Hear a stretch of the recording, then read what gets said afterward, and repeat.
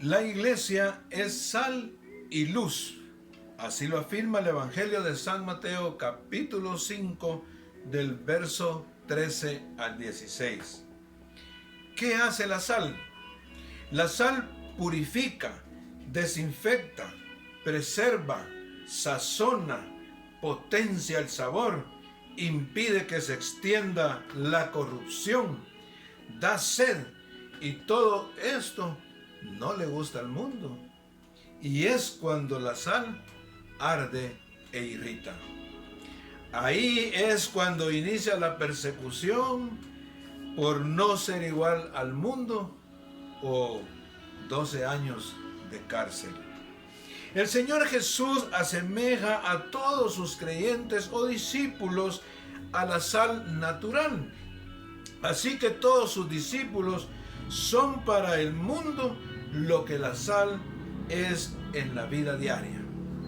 Pero cuando esta sal de la tierra sea sacada de ella, entonces empezará la descomposición increíble en todas las familias. Ya no habrá purificación, desinfección y no habrá sed de justicia. También somos luz del mundo, lo afirma nuestro Señor Jesús en el Evangelio de Mateo capítulo 5, versos 15 y 16. El Señor Jesús también habló de sí mismo como la luz del mundo en su Evangelio capítulo 8, verso 12. La relación entre estas dos declaraciones es que el Señor Jesús es la fuente de luz y los cristianos somos el reflejo de su luz. Nuestra función entonces, mis hermanos, es brillar para Él, así como la luna refleja la gloria del sol. Cuando el Espíritu Santo sea quitado de este mundo, cuando la luz, o sea la iglesia, sea arrebatada, entonces la oscuridad envolverá a todo este globo y estará en la más densa descomposición moral. En ese momento, cuando la iglesia sea arrebatada, el infierno estará de fiesta. Realmente los creyentes genuinos no le caemos muy bien, que digamos, a la gente de este mundo. Piensan que somos impedimento, que somos extraños, que somos raros y tercos, que somos un obstáculo para el progreso, porque no creemos ni hacemos lo que ellos creen, y que somos desobedientes al gobierno porque no aprobamos lo que ellos aprueban. Es ahí cuando la sal arde e irrita, porque no actuamos como el mundo, y habrá persecución. El Evangelio de Mateo, capítulo 24, verso 6, en su segunda parte, porque es necesario que todo esto acontezca.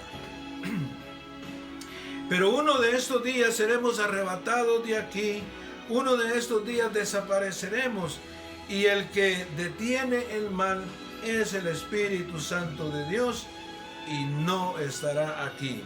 Y la apostasía se va a intensificar con la Babilonia misteriosa, la Babilonia la grande, la madre de las rameras y de las abominaciones de la tierra, dirigida por el anticristo y su nuevo orden mundial, como lo declara, lo afirma Apocalipsis capítulo 17.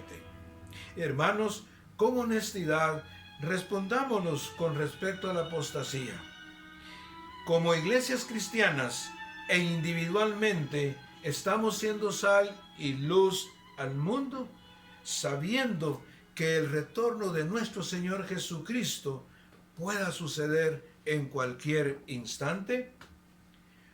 Con anterioridad ya se afirmó que la misma cristiandad se está alejando de la verdad de la palabra de Dios, que juntamente con las personas incrédulas apostatarán de la fe.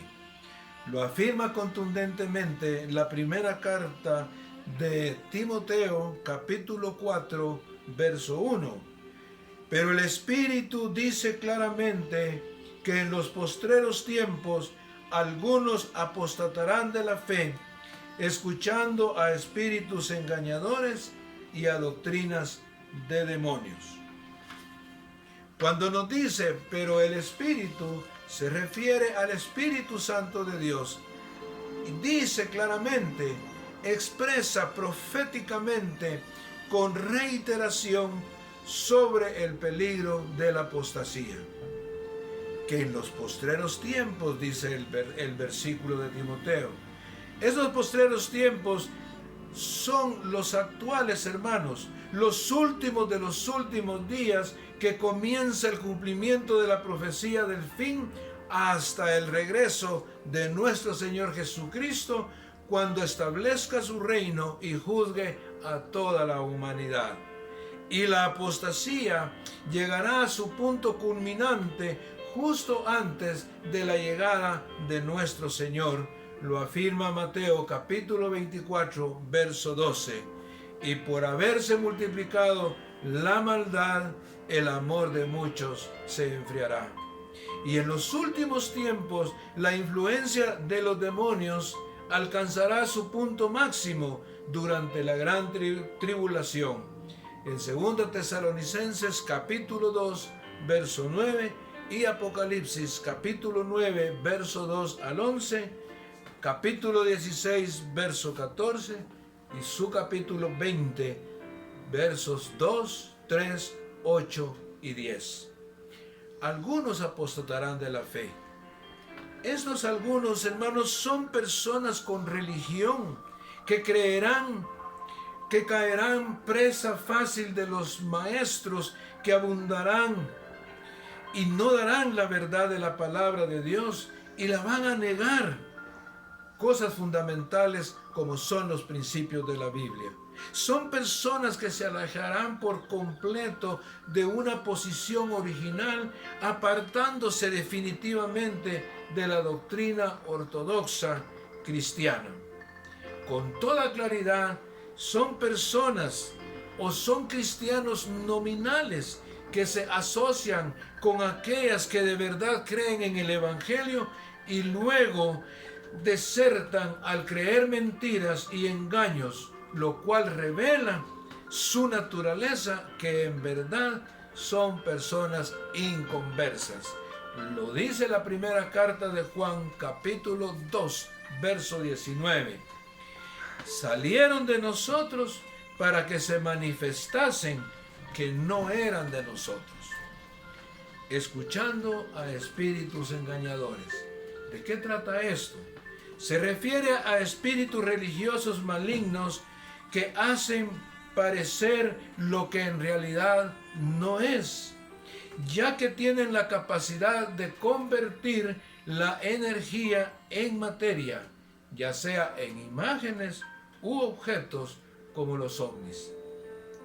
Son aquellos espíritus demoníacos que de manera directa o a través de los falsos maestros optaron por alejarse de la verdad y se dedican a animar a otros a hacer lo mismo. Ellos usan mucho el engaño, de lo cual nos advirtió nuestro Señor Jesús en el Evangelio de San Juan, capítulo 8, verso 44, y en la primera carta del apóstol Juan, capítulo 4, del verso 1 al verso 6. Son falsos maestros o doctores que enseñan doctrinas inspiradas por Satanás, que pueden hasta extraviar a líderes despreocupados e inconversos. ¿Y la doctrina de demonios de qué tratan? Son todas aquellas enseñanzas falsas que se originan en ellos mismos. Son doctrinas que se refieren a espíritus seductores que desvían a los religiosos lejos de la verdadera fe, haciéndose que crean las doctrinas inspiradas por espíritus de demonios. Someterse a esta clase de enseñanza equivale a oír mentiras procedentes de la esfera demoníaca en Efesios capítulo 6, verso 12, Santiago capítulo 3, verso 15 y segunda carta de Juan capítulo 1, verso 7 al 11. Satanás y los demonios utilizan todo el tiempo los mismos engaños que corrompen y pervierten la palabra de Dios.